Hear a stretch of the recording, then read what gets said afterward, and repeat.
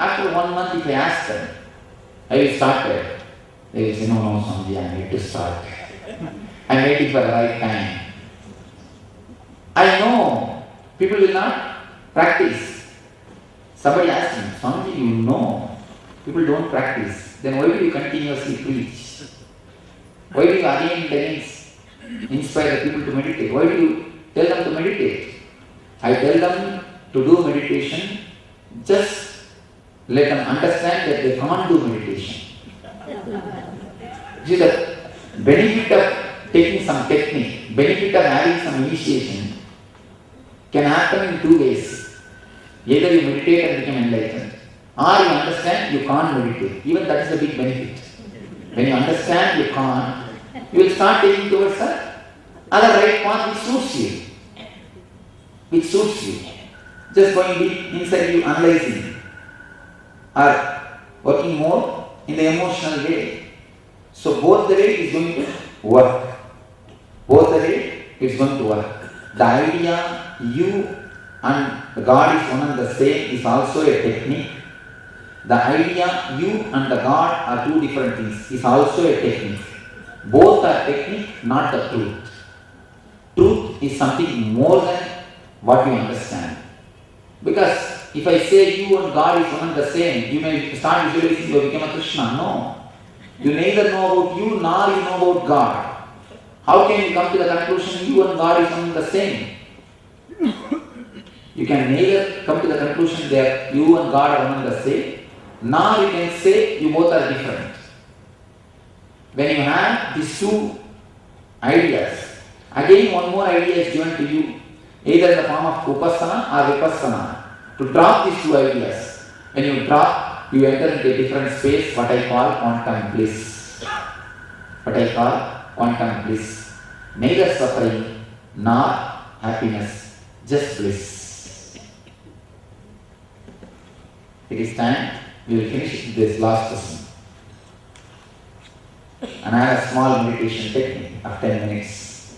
Swamiji, my point is 2 questions back where you were telling when you are in bliss, all the glands secrete the juices and all that. That happens, I'm a medical man, that happens when you are happy. You need not be blissful. Now, as far as your discourse goes, happiness and blissful state is different, two different things. Yes. So all those benefits you can get when you are happy, when you are relaxed, when you do shavasana, half or complete is different. I would like to know again, is blissful state something different what you have been trying to tell also the same now? How, finish my question. How you can make out the difference between a person who is already in the blissful state and who is in a happy state? One.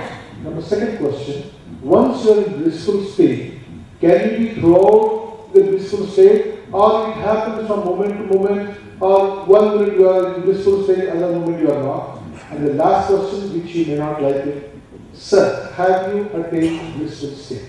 Thank you. I like this last question. I have attained. I can be emphatic. I have attained. I am sure. And let me come to the first question.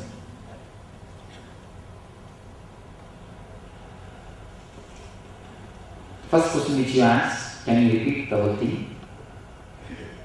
Whatever benefits you get from this blissful state, what you are telling, can happen with happiness when you are simply relaxed, don't worry about it. Yes. Wait a minute. Let me answer the next question. I will come up.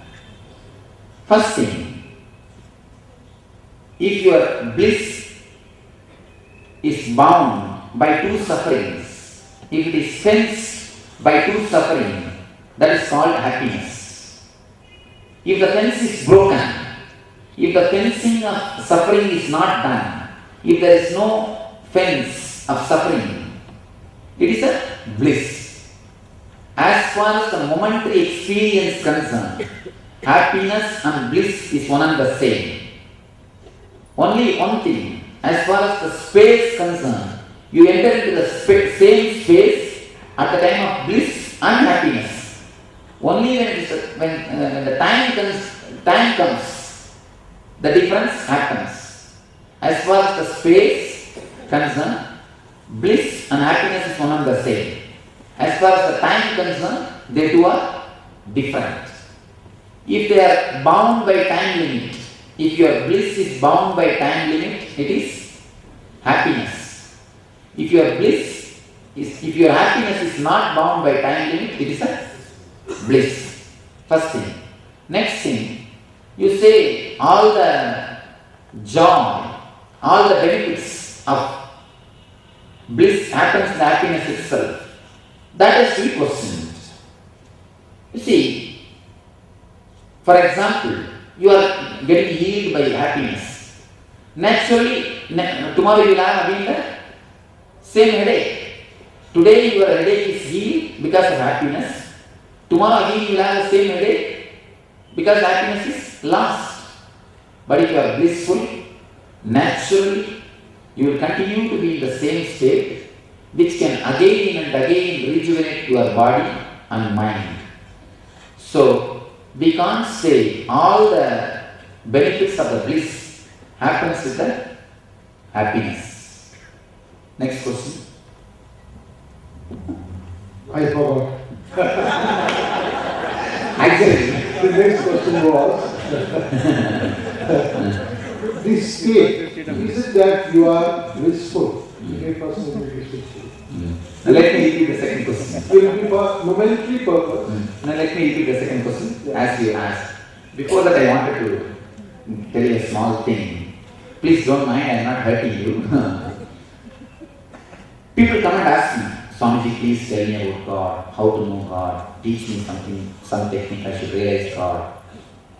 I just talk to them, without answering them directly, I just talk to them, how is your kids, how is your son, how is your daughter, how is your wife and what they are doing, all these things I talk, what is your profession, everything. After that they will spend more than 2 hours with me, but they will forget the question. They will never raise the subject again. They will never raise the subject again. The Gita, Arjuna puts a series of questions. Immediately Krishna says, this shows you are not interested in answers. This very thing shows you are not interested in answer. Arjuna was just shocked. How can you say, I am interested, that is the reason I am just putting the questions. He says, no, you have a prejudiced concept. That's the reason you continuously put so many questions. If you are open, you cannot build second question. You cannot build second question. If you have a foundation, only then you can build second question. So the very building of the second and third question shows you have an answer.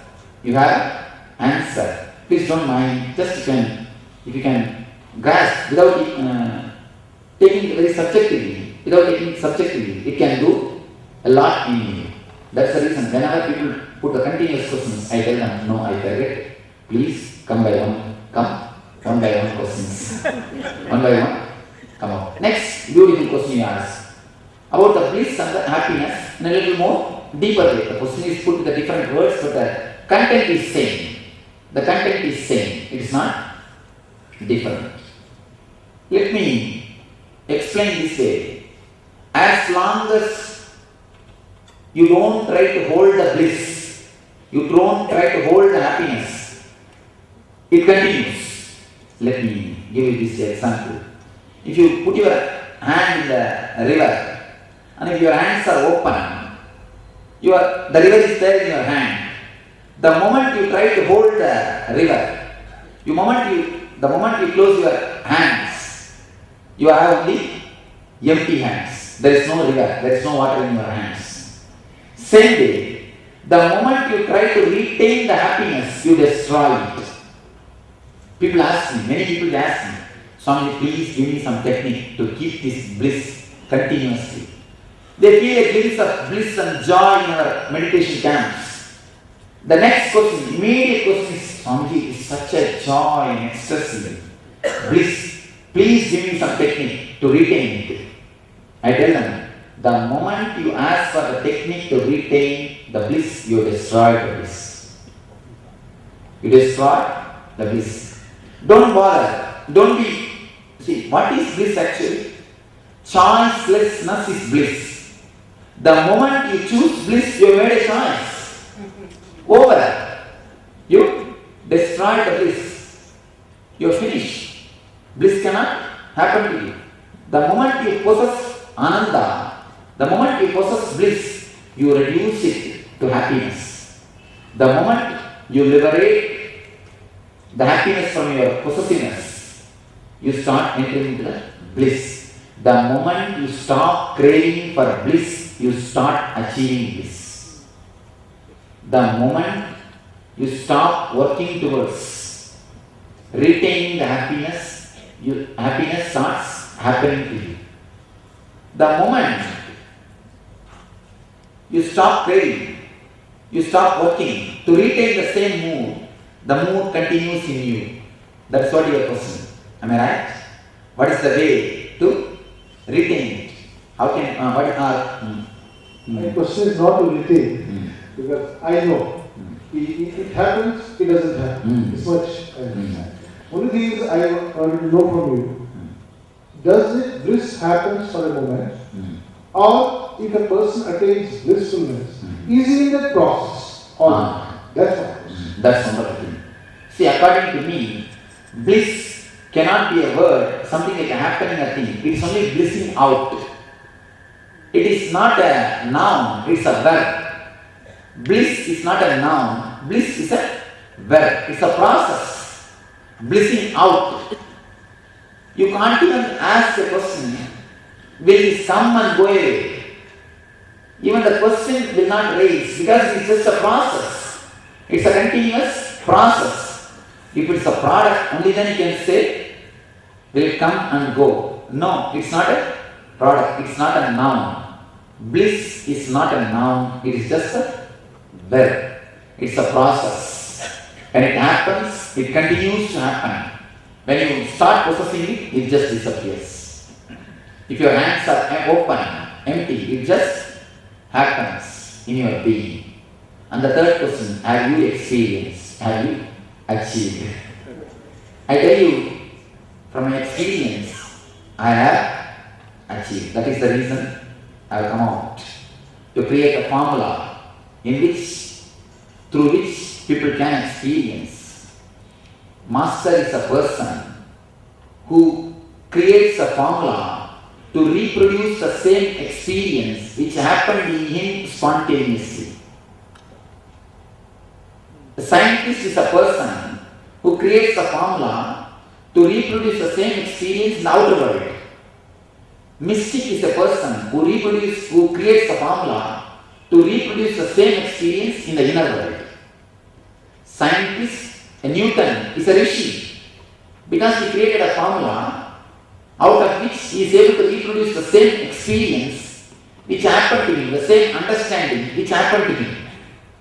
Something has happened to him when the apple fell from the tree. Some intuition, some understanding. So he created a formula to reproduce it, to make to transmit the knowledge, to transfer the wisdom. Scientist is a person who creates formula related to outer world. Mystic is a person who creates formulas to transmit the same experience in the inner world. The formulas are only called as meditation. The outer world meditation techniques. The meditation in the language of science is formula. The formula in the language of mystics is meditation. That's all. So, when somebody experiences and creates a formula, just try to work with that formula. When the formula works, naturally it is sure, yes, achieve. They asked me, then give us a clear hypothesis, clear idea, what happens exactly at the time of enlightenment, or your meditation experience, whatever you call. I gave them the 4 hypotheses. What happened at the time? 4 expressions of experience. What happens when I am in the bliss or the meditative state or the ecstasy? One is the inner chattering disappears. The next thing, the idea of boundary. Here ends my body, here starts the existence or the cosmos. That disappears. The idea of boundary is lost. Third, the tremendous bliss and ecstasy happens inside. Fourth, the idea of male or female disappears inside the mind. Even though body is a male, the basic idea of male or female disappears. They said man can never be alive without the thoughts. It is impossible. I do not know about the medical terms, but this is what is my experience.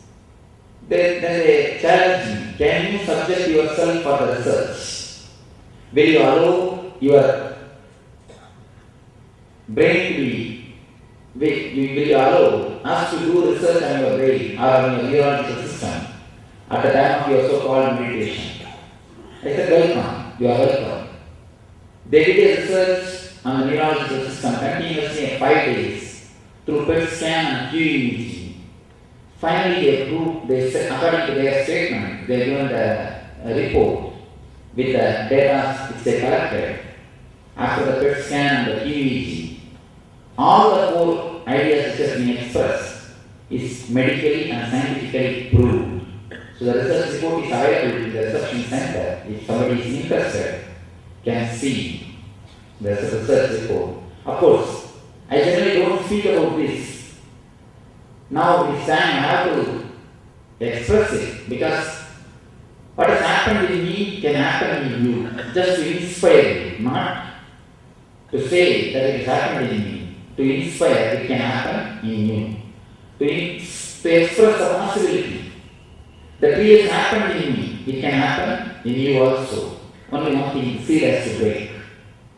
But always we say, seed says, no, let the tree happen, then I will break. But the tree says, no, unless you break, I cannot happen. So the war between seed and the tree goes on, tree never happens. Master is a man, master is a person who has become tree. And just says the seed, don't worry, break. I was also a seed, now I became tree. There is every possibility, you also will become tree, open, you can become tree. So, let it break, let it open to a different dimension of your being, you can become Nitya Ananda. Let these ideas enter into you, let this meditation work on you, let you become eternal bliss, Nitya Ananda. Thank you.